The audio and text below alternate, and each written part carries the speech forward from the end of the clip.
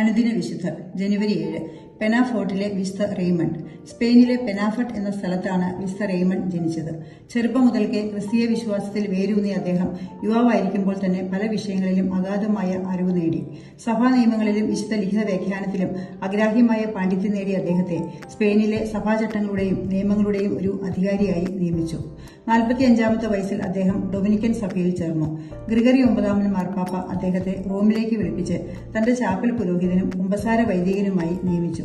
മാർപ്പാപ്പ അദ്ദേഹത്തെ ഒരു മെത്രാനായി നിയമിച്ചെങ്കിലും വിനയത്തോടെ നിരസിച്ചു. 2 വർഷക്കാലം ഡൊമിനിക്കൻ സഭയുടെ ജനറൽ പദവി വഹിച്ചെങ്കിലും പ്രാർത്ഥനയ്ക്കും ധ്യാന ജീവിതത്തിനുമായി അതും ഉപേക്ഷിച്ചു. 1275-ൽ വിശുദ്ധൻ കർത്താവിൽ നിദ്ര പ്രാപിക്കുമ്പോൾ 100 വയസ്സുണ്ടായിരുന്നു. ക്ലെമന്റ് 8 മാർപ്പാപ്പ അദ്ദേഹത്തെ വിശുദ്ധനായി പ്രഖ്യാപിച്ചു.